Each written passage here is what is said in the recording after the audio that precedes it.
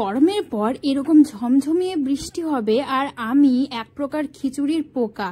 তার বাড়িতে খিচুড়ি রান্না হবে না সেটা তো একদমই হতে পারে না। খিচুড়ির সঙ্গে পাঁপড় ভাজা থাকলেই আমার আর কিচ্ছু চাই না।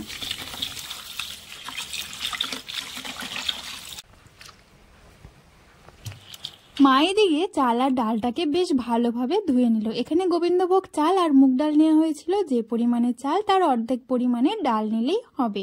বাদামটাকে ভালোভাবে ভেজে তুলে রাখা হলো। এরপর কড়াইয়ের মধ্যে সর্ষের তেল গরম করে তার মধ্যে দুটো শুকনো লঙ্কা, একটা তেজপাতা, গোটা জিরে ফোড়নে দিয়ে ডালটাকে বেশ ভালোভাবে ভেজে নিতে হবে। আর অন্যদিকে খিচুড়ির জন্য কিন্তু গরম জল বসিয়ে রাখতে হবে। ডাল আর চালটাকে ভালোভাবে এরপর ভেজে নিতে হবে। ডালটা বেশ ভালোভাবে ভাজা হয়ে গেলে তারপর চালটাকে দিয়ে দুটোকে একটু নাড়াচাড়া করে মিশিয়ে নিতে হবে। কি সুন্দর লাগছে তাই না? তারপর দিয়ে দিতে হবে চিড়ে রাখা কাঁচা লঙ্কা, স্বাদ মতো লবণ আর পরিমাণ মতো হলুদ গুঁড়ো। ব্যাস, তারপর সব কিছুকে ভালোভাবে নাড়াচাড়া করে মিশিয়ে একটু সময় ধরে ভেজে নিতে হবে। জলটা একদম টকবক করে ফুটতে শুরু করেছে আর এদিকে ডাল আর চালটা বেশ ভালোভাবে ভাজা হয়ে গেছে।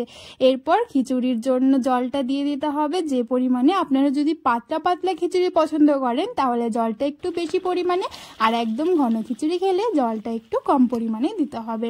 আমরা এই বৃষ্টিতে একদম পাতলা পাতলা খিচুড়ি খেয়েছিলাম, যেটা খেতে ভীষণ ভালো হয়েছিল।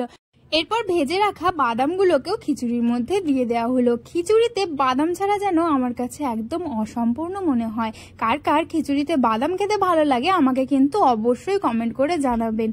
এরপর দেখে নিতে হবে চাল আর ডালটা ভালোভাবে সেদ্ধ হয়েছে কিনা। ভালোভাবে সেদ্ধ হয়ে গেলে এর মধ্যে দিয়ে দিতে হবে সামান্য পরিমাণে ধনে গুঁড়ো আর জিরে গুঁড়ো। তারপর এটাকে মিশিয়ে নিতে হবে। এই কদিনে বৃষ্টিতে কার কার বাড়িতে এরকম গরম গরম পাতলা খিচুড়ি হয়েছে সেটা কিন্তু আমাকে অবশ্যই কমেন্ট করে জানাবেন। বাঙালির বৃষ্টি হোক বা পুজো হোক, যে কোনো কিছুতেই কিন্তু খিচুড়ি চাই আর খেতে কিন্তু ভীষণ ভালো লাগে। এরপর একদম হয়ে গেছে খিচুড়ি, তখন নামানোর আগে দিয়ে দিতে হবে গরম মশলার গুঁড়ো। ব্যাস রেডি। এরপর ভালোভাবে গরম মশলা গুঁড়োটা মিশিয়ে নিলেই থালায় পরিবেশন করুন পাতলা পাতলা ধোয়া ওঠা গরম গরম খিচুড়ি।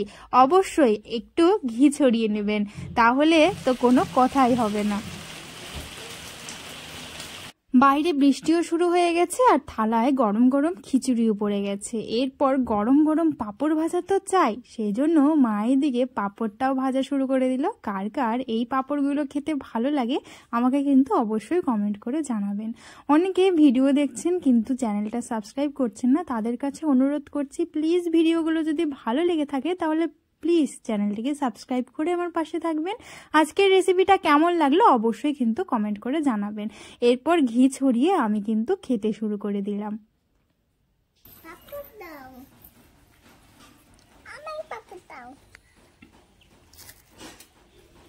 এইদিকে আমার ছোট মায়ের চাই পাঁপড় ভাজা। কেমন লাগলো ভিডিওটা জানাবেন।